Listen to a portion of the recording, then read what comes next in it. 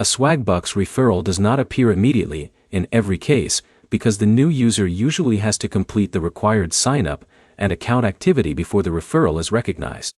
By the end of this video, you'll know how to check whether your referral tracked correctly, what commonly prevents referral credit, and when it's time to contact support. The first thing to verify is that your friend joined through your personal referral link. If they downloaded the app or created an account another way, the referral may not be connected to your account. Next, ask your referral whether they completed the registration process using the same email address from start to finish. Changing accounts or using a different sign-in method during registration can sometimes prevent the referral from tracking correctly. After that, give the system some time to process the referral.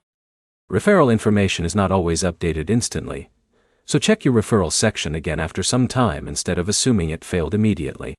If the referral still doesn't appear, ask your friend whether they completed any required verification steps. An incomplete account setup may delay or prevent referral tracking. Another thing to check is whether either of you used a VPN, proxy, or location-changing service during registration. These tools can interfere with account verification and tracking systems, making referral activity more difficult to confirm. If your friend already had a Swagbucks account in the past, they generally won't qualify as a new referral. The referral program is intended for new users, so existing or previously registered accounts may not generate referral credit. If you're sharing devices, avoid creating multiple Swagbucks accounts on the same phone or tablet.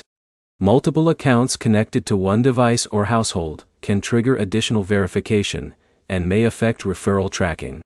If everything appears correct, but the referral is still missing, gather as much information as possible before contacting Swagbucks support.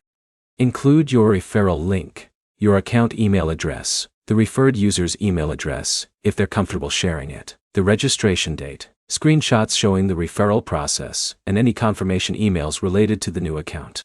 Providing complete information from the beginning gives the support team a better chance of locating the referral record and determining whether it qualifies under the referral program.